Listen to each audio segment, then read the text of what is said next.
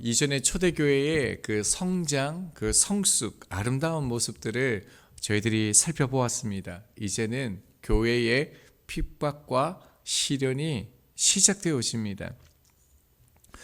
공회 그 지도자들은 교회를 위협했고요. 실제로 그 일을 이제 실현합니다. 교회 지도자인 먼저 사도들을 잡아 옥에 가두는데요. 18절에 보면 옥이라는 이 단어는 국가가 직접 관리하는 그 수감 시설을 의미합니다. 그러니까 사도들이 이런 감옥에 갇혔다라는 것은요, 그곳의 경비와 감시가 얼마나 삼엄했는지를 잘 보여줍니다. 그리고 19절에 보면요, 옥문을 열고라고 되어져 있는데 이 단어도 복수입니다. 여러 군사들이 지키고 있었고요, 사도들이 갇힌 이 옥에 들어가려면 여러 문을 통과해야지만 갈 수 있는 그런 곳에 지금 잡혀 있는 겁니다. 자, 그런데요, 우리 성경에는 빠져 있는데 헬라 원문에는 역접 접속사 그러나가 있습니다. 그러니까 사도들을 잡아다가 옥에 가두었으니 19절 그러나 이렇게 시작되는 것이죠. 완전히 끝난 불가능한 상황 가운데서 그러나 주의 사자가 옥문을 열고 사도들을 끌어내셨습니다. 인간의 눈과 감각이 전혀 알아차릴 수 없는 그런 놀라운 방식으로요, 군사들을 다 알지 못하게 하고 옥문을 다 통과해서 이런 일이 일어났습니다. 자, 그런데요, 어떻게 이런 일이 일어났는지, 어떤 상황인지, 지진이 일어난 건지 아니면 군사들이 눈이 감겨졌는지 어떤 일이 일어났는지 성경은 기록하지 않습니다. 왜 그렇습니까? 우리들은 사도들이 여기에서 나온 것이 중요하지만 하나님 보실 때 그게 중요한 게 아니거든요. 오늘 중요한 것은 사도들의 모습입니다. 자, 20절에 보면요, 주의 사자가 하는 말이 나오죠. 성전으로 가서 어떻게 해요? 이 생명의 말씀을 모두 전하다라고 그렇게 말합니다. 자, 그러자요, 21절입니다. 그들이 듣고 새벽에 성전에 들어가서 가르치더니, 주의 사자의 그 말 그대로 사도들은요, 아침 일찍 새벽에 그 감옥에서 나오자마자 성전에 들어가서 말씀을 가르칩니다. 자, 이때 종교 지도자들의 모습을 우리 가운데 보여줍니다. 하반절입니다. 대제사장과 그와 함께 있는 사람들이 와서 공회와 이스라엘 족속의 원로들을 다 모으고 사람을 옥에 보내어 사도들을 잡아오라 하니, 자, 지도자들을 다 모았다라고 그렇게 기록하고 있죠. 이 말은 공식적인 사내들인 공회를 소집했다라는 거예요. 여러분, 사도들 잡아놓고 사내들인을 소집했다는 이 말이 뭡니까? 지금 이 문제가 결코 가볍지 않다라는 거예요. 그들은 심각하게 지금 이 상황을 보고 있다라는 거예요. 그래서 사람을 옥에 보내어 사도들을 데리고 오라라고 얘기하고 있습니다. 지금 이들은요, 무슨 일이 일어난지 전혀 알아채지 못하고 있습니다. 여러분, 세상은 여전히 그 모든 것들을 자신들이 통제한다라고 생각합니다. 종교 지도자들도 지금도요, 여전히 모든 것을 자기들이 통제하고 이끌어 간다라고 생각하죠. 그러나 어떻습니까? 하나님이 이미요, 앞서 그 흐름을 모든 것을 바꾸어 놓으신 그 뒤였죠. 자, 그러니까 22절에 보면 어떻습니까? 경비병들이 옥에 사도들을 보지 못했다 말합니다. 근데 어떻게 보면 얼마나 무책임한 말입니까? 그런데 자신들도요, 지금 어찌된 상황이 어떻게 된 영문인지 이해할 수가 없다라는 겁니다. 23절을 보면요, 이르되 우리가 보니 옥은 든든하게 잠기고 지키는 사람들이 문에 서 있으되 문을 열고 본즉 그 안에는 한 사람도 없더이다 하니, 자, 옥은 든든하게 잠기고라고 이렇게 되어져 있죠. 이게요, 현재 완료 수동형입니다. 그러니까 자물쇠가 잠긴 채로요, 한 번도 풀린 적이 없다라는 거예요. 감옥은 여전히 든든히 잠겨 있었고 경비원들은요, 여전히 문에 서 있었다라는 거예요. 근데 이들이 지금 이 상황을 자세하게 설명하는 게 어떤 의미가 됩니까? 이것은 사람의 힘으로 된 게 아니라는 거예요. 인간의 상식으로 된 게 아니라는 거예요. 지금 이들의 말이 하나님의 능력으로 인도하셨음을 이들이 지금 입증하는 그런 셈이죠. 이와 똑같은 사건이 있었습니다. 언제입니까? 예수님이 무덤가에 묻히셨을 때 인간의 힘으로는 열 수 없도록 봉인되어졌죠. 군병들이 지키고 있었습니다. 이렇게 말합니다. 마태복음 27장 66절입니다. 그들이 경비병과 함께 가서 돌을 임봉하고 무덤을 굳게 지키니라. 여러분, 예수님께서는 무덤 문이 열려서가 아니라 닫힌 상태 그대로 부활하셨습니다. 그래서 지키는 자들은요, 무슨 일이 일어난지 알지 못했던 겁니다. 그래서 마태복음 28장 1절과 2절을 보면 그 여인들이 예수님의 무덤가에 오게 되죠. 이렇게 말씀합니다. 새벽에 막달라 마리아와 다른 마리아가 무덤을 보려고 갔더니 큰 지진이 나며 주의 천사가 하늘로부터 내려와 돌을 굴러내고 그 위에 앉았는데, 자, 무덤에 돌이 굴러진 것은요, 예수님을 나오게 하기 위함이 아닙니다. 부활하셨음을 증명하고 확인하기 위한 이었지요. 자, 그러니까 지금 우리들은 사도들이 감옥에서 나온 이 사건을 어떻게 보아야 됩니까? 단지 초자연적인 사건 이게 아니라요, 예수 그리스도의 부활의 능력이 사도들의 모습을 통해서 지금 나타나고 있다라는 거예요. 교회 위에 나타나고 있다라는 겁니다. 자, 이제는 이후에는요, 공회 지도자들의 반응을 봅니다. 24절입니다. 성전 맡은 자와 제사장들이 이 말을 듣고 의욕하여 이 일이 어찌 될까 하더니, 그 당시 예수님이 부활하셨다라고 했을 때랑 똑같은 반응 아닙니까? 성전 맡은 자는요, 성전 그 수비대장입니다. 유대교에서 보면 서열 2위에 해당하는 사람입니다. 자, 이 사람이요, 사도들이 사라졌다고 얘기하니까요, 의혹하여라고 말합니다. 당황하다, 갈피를 잡지 못하다, 도무지 이해하지 못하다, 이런 뜻입니다.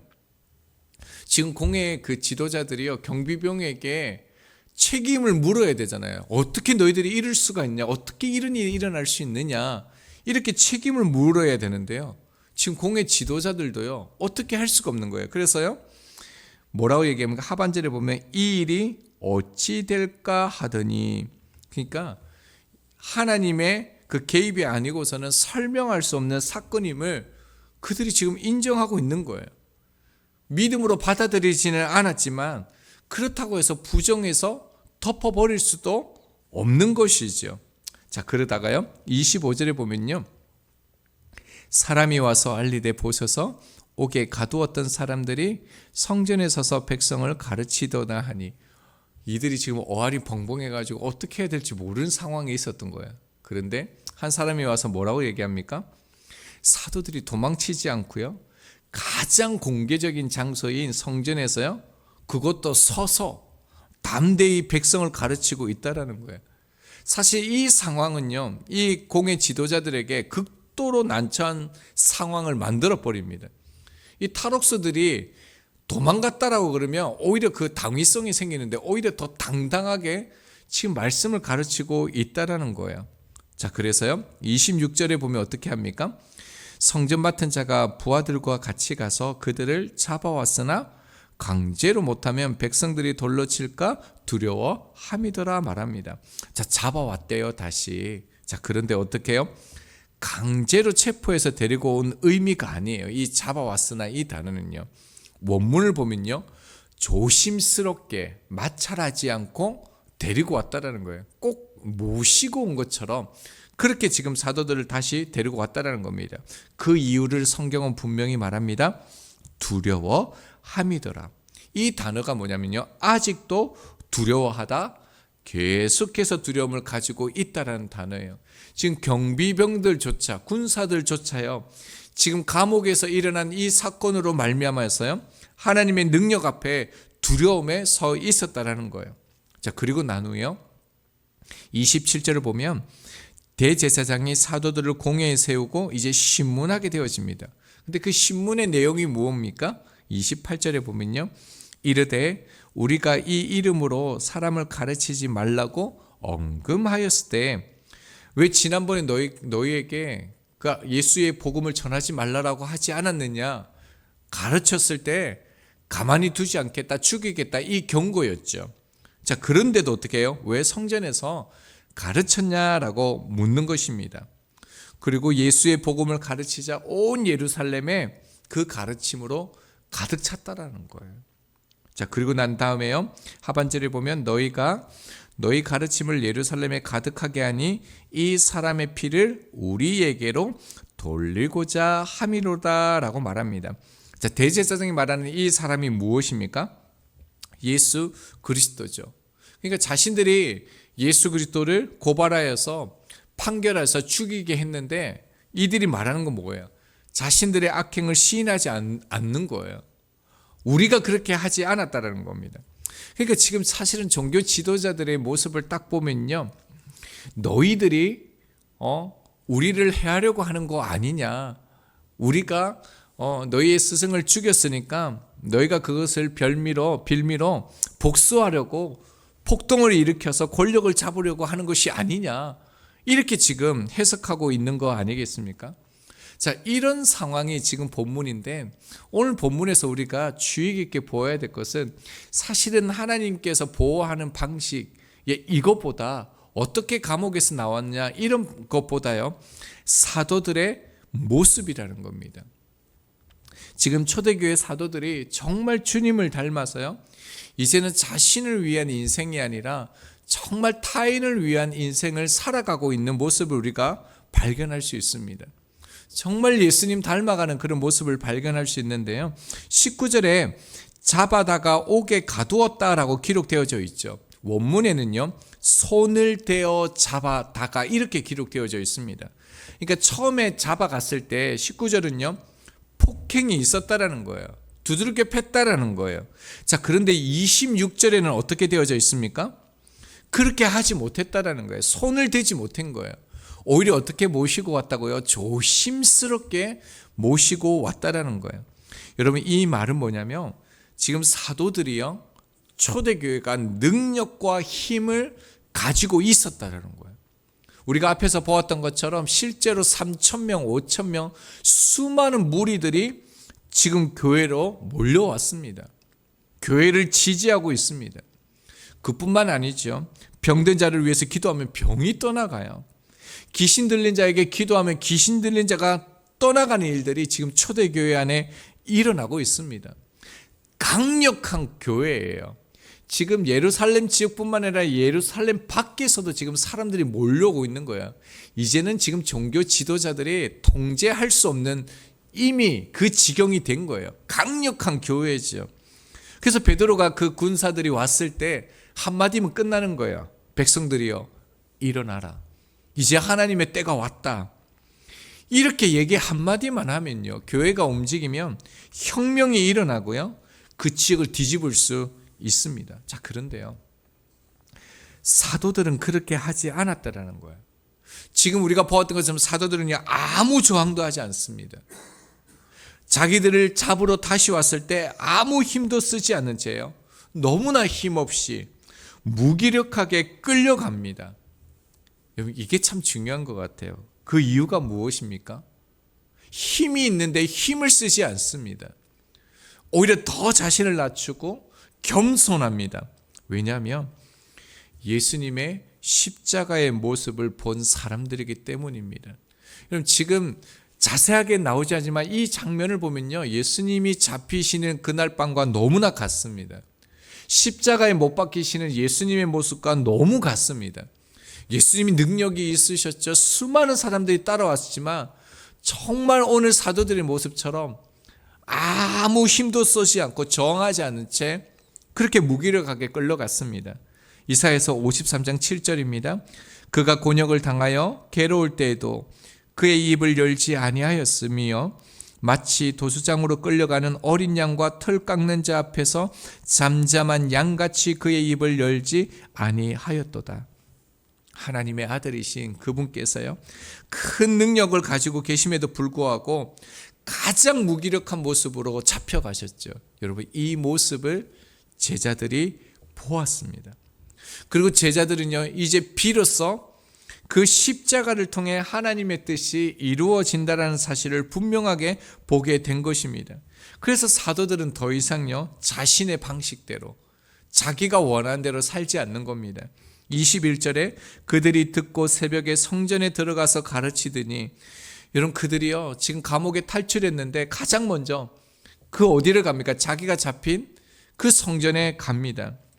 여러분 새벽에 얼마나 사람이 많이 있었겠습니까? 극히 작은 소수의 사람이 있지 않았겠습니까? 여러분 그럼에도 불구하고 하나님이 보내신 그 한 사람을 위해서라도 그는요 전부를 내어놓고 지금 하나님의 말씀을 전하기 위해서 자기가 잡힌 그 성전에 나아간다는 겁니다. 왜 이런 행동을 합니까? 왜 이런 모습을 가집니까? 예수님의 제자이기 때문입니다. 여러분 오늘날 한국의 모습은 어떻습니까? 한국의 교회의 모습은 어떻습니까? 개신교의 신뢰 지수가 12%도 안 되는 거 여러분 아시죠? 한국 교회 딱 하면요 딱 떠오르는 게 뭐냐면 알박기 이런 겁니다. 그리고 대형 교회는요 교회 부지의 그 평균 감정가의 200%가 아니라 500%가 넘는 그 보상금을 받아 사회적인 논란이 되는 게 한국 교회입니다. 한국 교회 지도자들의 대표적인 모습은 어떻습니까? 세습이나 교회 재산을 사유하거나 퇴직금이나 전별금으로 논란을 일으키는 것이 한국 교회 지도자입니다. 심지어 퇴직금 안 준다고 소송을 거는 목사님도 실제로 있다라고 얘기합니다. 그분들이 평생에 어떤 말씀을 이 땅에 주셨습니까? 헌신하라, 부인하라, 내 것을 포기하라 이런 말씀을 주셨죠. 그런데 그분들의 삶과는 너무 다릅니다. 사도들이 스스로 옥에 잡히는 모습과는 너무 다릅니다. 물론이요 모든 교회가 절대로 그렇지 않습니다. 모든 목사님도 절대로 그렇지 않습니다. 오늘 말씀을 통해서 우리는요 우리 자신의 모습을 점검하고 잘 살펴야 합니다. 나는 예수님의 제자인가? 예수님의 십자가의 모습을 본 사람이 맞는가? 성경은요 예수님의 십자가의 모습이 드러나지 않는 사람은 거듭난 사람이 아님을 분명히 증거하고 있습니다. 세상이 교회를 보듯 세상이 저희들도 봅니다. 요한복음 1장 14절입니다. 말씀이 육신이 되어 우리 가운데 거하심에. 여러분 저희들도 작지만 연약하지만 말씀이 육신이 되어 우리 가운데 말씀대로 사신 그 주님을 기억하면서 주님의 모습을 더욱 닮아내는 저희들이 되었으면 좋겠습니다. 그 찬송가 가사지요. 겸손한 예수 거룩한 주님 원수의 멸시 참으시사 우리를 위해 고난을 받은 구주를 닮게 하옵소서. 초대교회가 그랬고요.